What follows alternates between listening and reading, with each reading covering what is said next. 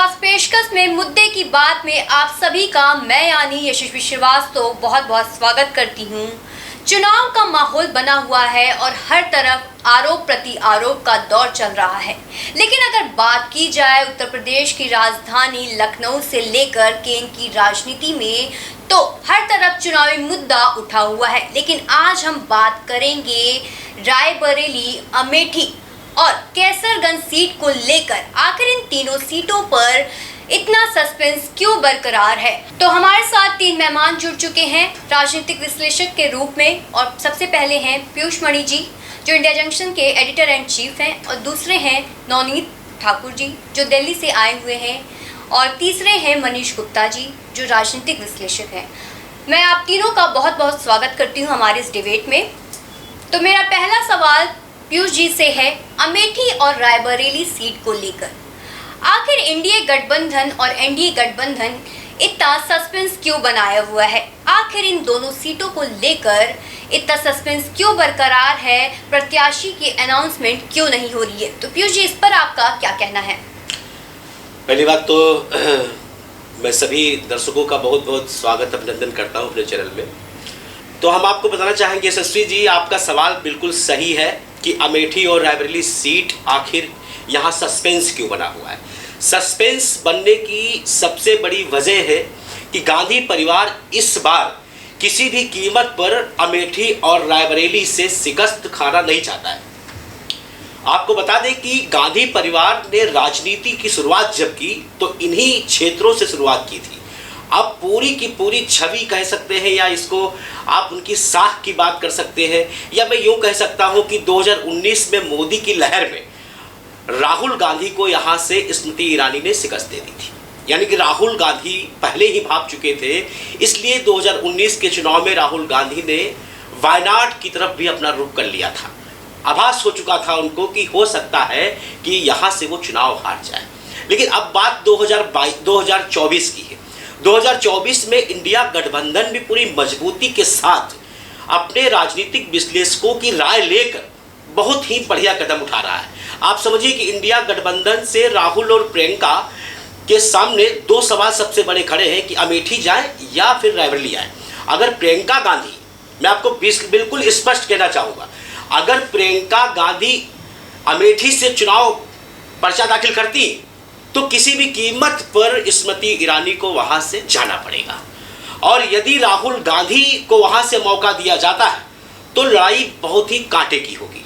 अब चूंकि आप समझिए इस तरीके से मेरी बात को, क्योंकि इंदिरा गांधी, सोनिया गांधी, यानी कि अगर महिला केडर की हम बात करें तो इंदिरा गांधी और सोनिया गांधी लगातार रायबरेली का हिस्सा बनती रही, रायबरेली से लोकसभा पहुंचती रही। तो प्रियंका गांधी के सामने ये पहला चुनाव है, जीवन का लोकसभा चुनाव उनके सामने पहला चुनाव। वो अपनी मां की सीट पे जाना चाहेंगी या हारे हुए भाई की साख को बचाने के लिए वो दोबारा अमेठी की तरफ जाना चाहेंगी। फिर भी एक बात और बता दें आपको कि कल आखिरी नामांकन की तारीख है। अमेठी और रायबरेली में उनको निर्णय लेना है। तो कुल मिला के जैसे कि राष्ट्रीय अध्यक्ष ने भी निर्णय बिल्कुल स्पष्ट कर दिया है, खड़गे ने भी स्पष्ट कर दिया है कि कल नामांकन होगा 11 बजे। कल गौरीगंज के कार्यालय से इनका हुजूम उठेगा और नामांकन करने के लिए कार्यालय पहुंच जाएगा। लेकिन ये स्पष्ट नहीं है कि वहां से ताल कौन ठोक रहा है। ताल प्रियंका गांधी ठोकेंगी या राहुल गांधी उस हार का जवाब देने के लिए दोबारा मैदान में आएंगे। तो अभी आपने देखा पीयूष जी ने जवाब दिया है कि नामांकन की कल आखिरी तारीख है और कल नतीजा आ जाएगा, यानी वहां से किसको उतारा जाएगा ये सब कल खुलकर सामने आ जाएगा और जो सस्पेंस बना हुआ है वो भी खत्म हो जाएगा। चलिए अब हम अपने दूसरे मेहमान के पास चलते हैं और उनसे जानने की कोशिश करते हैं कि उनकी ग्राउंड रिपोर्टिंग क्या कहती है। उन्होंने अमेठी और रायबरेली जाकर जनता से खुद रुझान किया है और जाना है कि अमेठी की जनता किसे चाहती है और रायबरेली की जनता किसे चाहती है। तो मेरा नवनीत जी से सवाल ये है कि जब आपने ग्राउंड रिपोर्टिंग की तो वो अमेठी की जनता किसे चाह रही है कि वहां से प्रत्याशी के रूप में किसे उतारा जाए, राहुल गांधी को या फिर उनकी बहन प्रियंका गांधी को? बिल्कुल, सबसे पहले इंडिया के सभी दर्शकों को मेरा नमस्कार। और मैं बताना चाहता हूँ कि अब हम जब ग्राउंड पे जाते हैं तो ग्राउंड पे जाने के बाद हमें हर चीज़ की रियलिटी पता चलती है कि ग्राउंड पे एक्चुअल में हो क्या रहा है। क्योंकि जब तक आप ग्राउंड पे नहीं जाओगे आप पब्लिक की एक्चुअल राय को नहीं समझ सकते हो। हम जानते हैं एग्जिट पोल, ओपिनियन पोल्स जो आते हैं हमारे न्यूज़ चैनल के ऊपर पे, वो भी ग्राउंड रिपोर्ट के बेस पे ही आते हैं।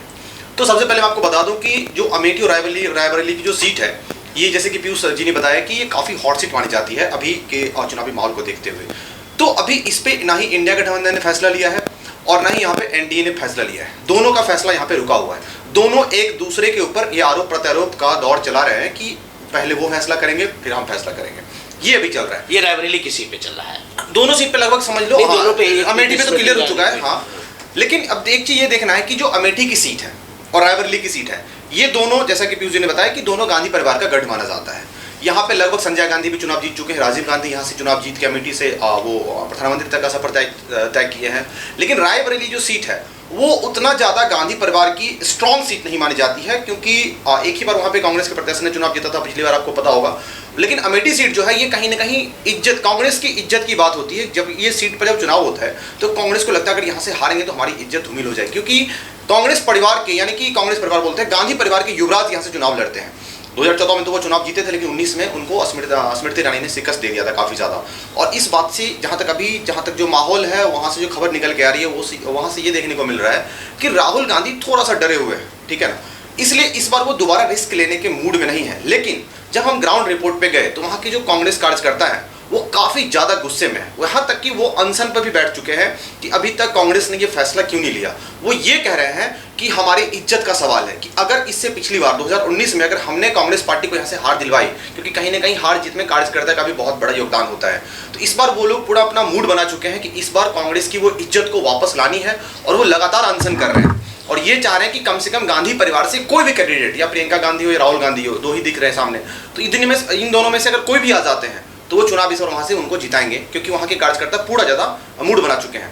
दूसरी बात अगर हम रायबरेली की करें तो रायबरेली में आपको पता होना चाहिए कि प्रियंका गांधी वहाँ से लगभग प्रियंका गांधी का तय है चुनाव लड़ना, क्योंकि आज वो वहाँ पे जाके शायद उनकी पूरी काफिले तैयार हो चुकी है और वो रायबरेली के लिए कूच भी करने वाली है और वो रायबरेली पहुँचने वाले प्रियंका गांधी।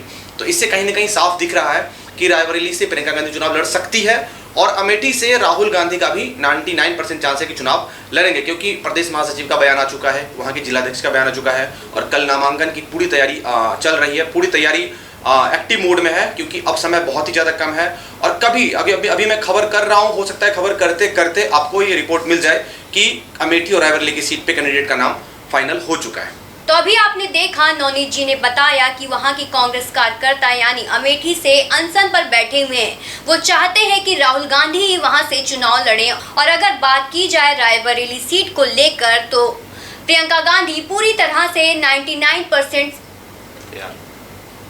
लगभग उनका फैसला तय है, क्योंकि उनका काफिला वहां से निकल चुका है, तो मान लीजिए कि वहां से वो चुनाव लड़ेगी। तो अगर बात की जाए रायबरेली सीट को लेकर तो प्रियंका गांधी का लड़ना तय माना जा रहा है। लेकिन ये बात हो गई रायबरेली और अमेठी सीट को लेकर। लेकिन अब हम बात करेंगे सबसे बड़ी सीट कैसरगंज लोकसभा सीट को लेकर।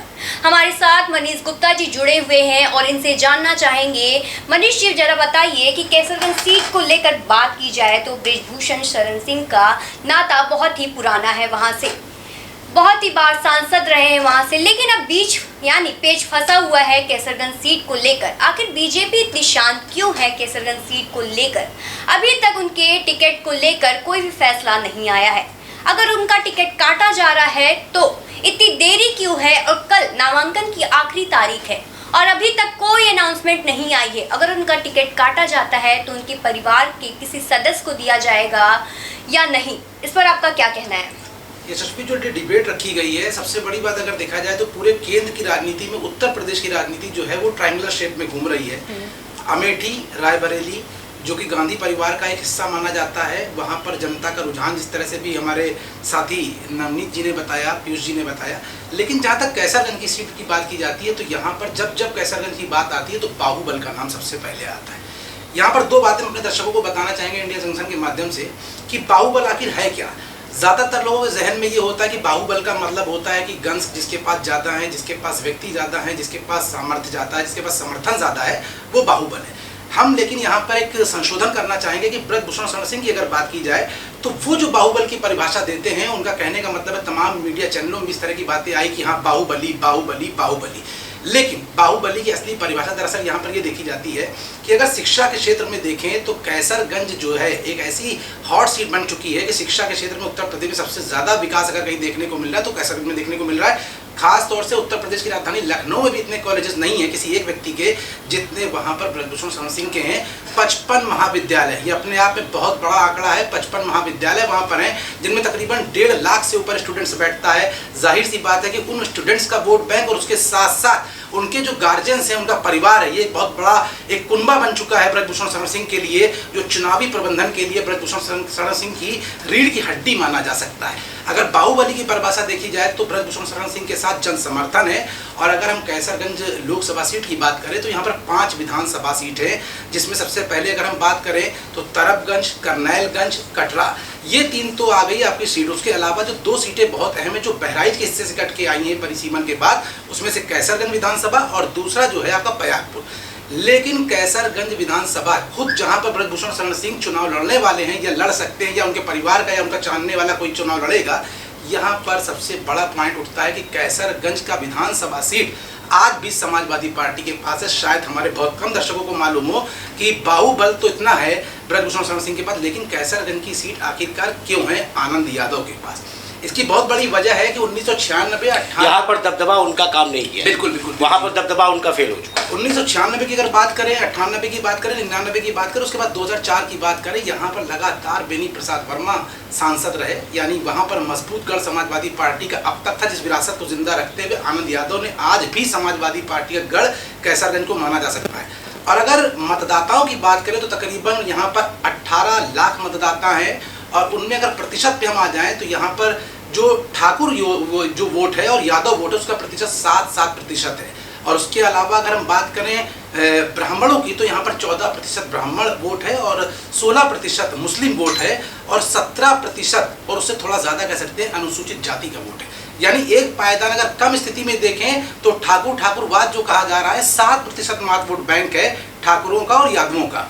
और अगर बात की जाए मुस्लिमों का तो वहाँ पर 16% और 17% अनुसूचित जाति का। यानी अगर सारी जातियों को मिलाकर देखें तो सर्वधाव धर्म संभाव की बात जो आती है, जिसको लेकर हम कह सकते हैं कि ब्रजभूषण शरण सिंह को बाहुबली माना जाता है, ये बात सच है कि जो उनका चुनावी प्रबंधन तंत्र है वो बहुत मजबूत है। शायद यही वजह था कि उन्होंने भी कुछ दिन पहले ही कहा कि होएगा वही जो राम रचि राखा। यानी राम की भी मंशा कहीं ना कहीं है कि अवध क्षेत्र में जो दबदबा ब्रजभूषण शरण सिंह का है वो बाहुबल की परिभाषा हमने तो आपको बताई। एक बाहुबल जनता के सामने जो दिखता है और एक बाहुबल वो जो इंटरनल बाहुबल है वो ब्रजभूषण शरण सिंह के साथ मजबूत है।